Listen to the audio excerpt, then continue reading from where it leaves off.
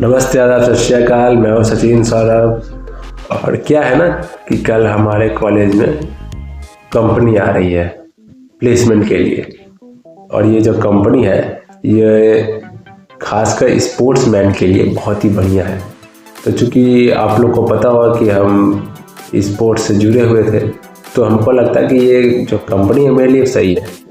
तो चूँकि कंपनी में बैठने से तो होता नहीं, उसके लिए कुछ तैयारी करना पड़ता है। तो मैं केस देख रहा था, कंपनी का केस स्टडी देख रहा था। तो मेरे को लगा कि ये केस स्टडी सिर्फ मेरे तक ही नहीं, मेरे सभी भाइयों के साथ भी शेयर होनी चाहिए। तो स्टार्ट करता हूँ। तो ये जो आपका डेकैथलॉन है, डेकैथलॉन जो कंपनी है, इसका अगर रेवेन्यू के बारे में बात की जाए तो इसका रेवेन्यू जो है ये आपका एडिडास, नाइकी, प्यूमा, ये सब से अभी जो फ़िलहाल थोड़ा ज़्यादा है, सबको मिला के भी इससे ज़्यादा है। और इतना ही नहीं, तो डेकैथलॉन जो है अभी फ्यूचर में इसका इंक्रीजमेंट रेट काफ़ी ज़्यादा है। इसका फ्यूचर गोल की बात किया जाए तो 2030 तक ये आपकी जो कंपनी है $3 बिलियन की कंपनी बनने का सोच रही है। ऐसा इसका फ्यूचर गोल है। और अभी जो है इसका जो है आपका, अगर इसका हम बात करेंगे, ये जो कंपनी 2025 में थी 4,133 करोड़ की अभी कंपनी है। और इसमें इसका जो लॉसेज जो है आपका 65 करोड़ इसका लॉसेज है। और इसका 197 करोड़ का इसका प्रॉफिट है। इसका प्रॉफिट 197 करोड़ है। और ये हमेशा बढ़ रहा है। और इसका बात किया जाए तो 461 बिलियन इसका अप्रॉक्स है रेवेन्यू। ये हमेशा बढ़ रहा है। इसके अलावा अगर डेकैथलॉन की स्टोरी के बारे में बात किया जाए तो डेकैथलॉन की स्टोरी की शुरुआत जो है माइकल लेकरा जी से हुई है, जो कई सारे स्पोर्ट्स खेलते थे और उनको इंटरेस्ट था स्पोर्ट्स में। तो वो क्रिकेट भी खेलते थे, साइकिलिंग भी करते थे, कभी कभी और भी ज़्यादा 2-3 स्पोर्ट्स खेलते थे। तो उनको एक बार समस्या हुआ, खेलते खेलते वो एक दुकान में गए। तो 2-3 सामान तो मिल गया, जैसे कि क्रिकेट का सामान मिल गया, उसके बाद साइकिलिंग का सामान मिल गया, लेकिन 2-3 सामान जैसे बॉक्सिंग का सामान और आपका बैडमिंटन खेलने का वाला चीज़ नहीं मिला। तो उससे उनको लगा कि ये तो एक समस्या है, तो क्यों ना इस समस्या को, इस प्रॉब्लम को सॉल्यूशन में तब्दील किया जाए, समस्या को अवसर में तब्दील किया जाए। तो फिर वो समस्या का समाधान के लिए उन्होंने सोचा।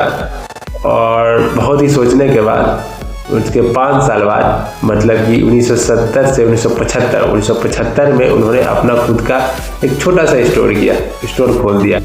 स्टार्टिंग में तो उनका स्टोर उतना खास नहीं था, बड़ा नहीं था, छोटा था। और वो सिर्फ साइकिलिंग का उनको ज़्यादा नॉलेज था, तो वो साइकिलिंग का ही ज़्यादा सामान रखते थे।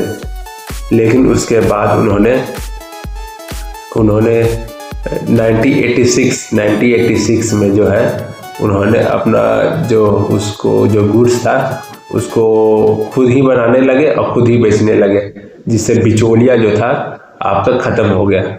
और बनाते भी थे और उसमें काफ़ी कुछ डेवलपमेंट हुआ, उसमें डिज़ाइनिंग अपना हिसाब से डाले और अपना खुद का 2-3 ब्रांड भी इसमें निकाले। तो ये सब चीज़ जो है पहले तो एक जगह हुआ, उसका धीरे धीरे ये काफ़ी पूरे फ्रांस में फैल गया। फ्रांस के बाद पूरे शहर के बाद पूरे देश में फैलते चला गया।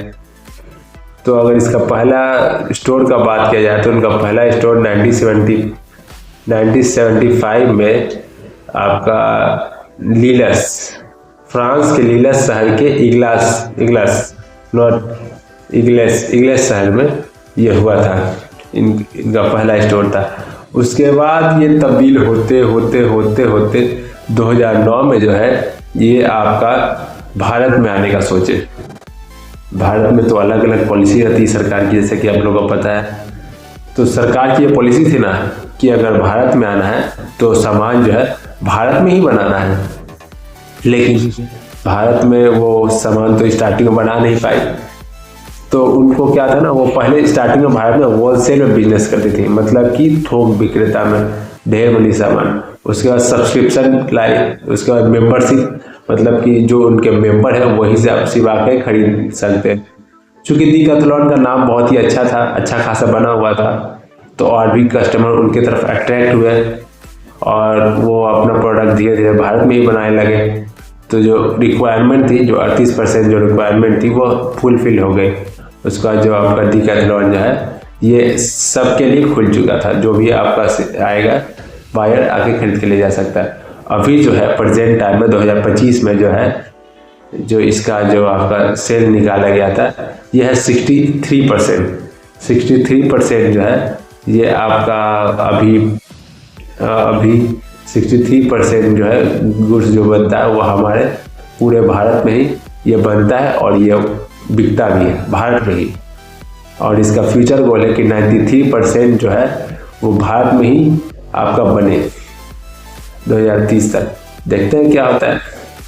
तो ये था डिकैथलॉन और ये बहुत अच्छी कंपनी है। इसका खासियत है कि ये सेल्स पर्सन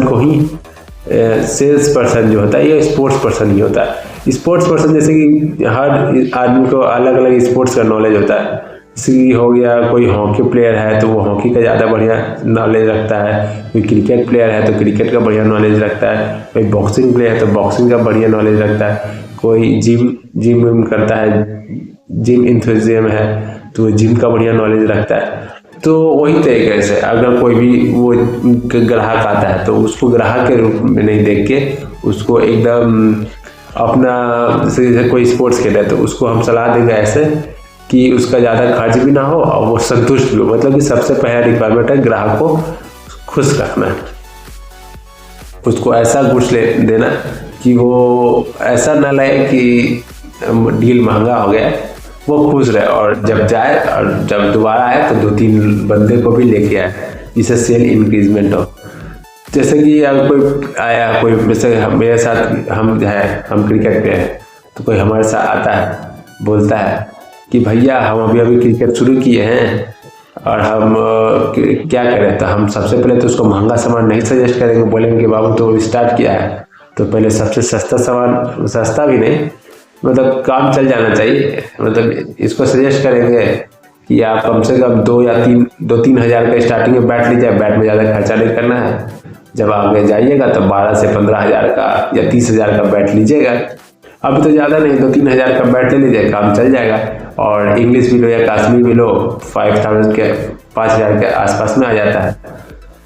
और ये भी बता दें कि उसमें कितना बैट का वजन कितना होना चाहिए। तो ये सब चीज़ मतलब कि जो जिस स्पोर्ट्स का है उस स्पोर्ट्स का बढ़िया से नॉलेज रखता है। तो डिकैथलॉन जो है ये आपको अनुभव भी फील कराती है कि यार कोई स्पोर्ट्स पर्सन या कोई, अगर हम गए स्टोर में तो कोई सामान हमको पसंद आ गया तो हम उसका उपयोग भी कर पाएंगे, मतलब उससे खेल कूद सकते हैं, तो उससे एक बढ़िया संबंध स्थापित हो जाता है।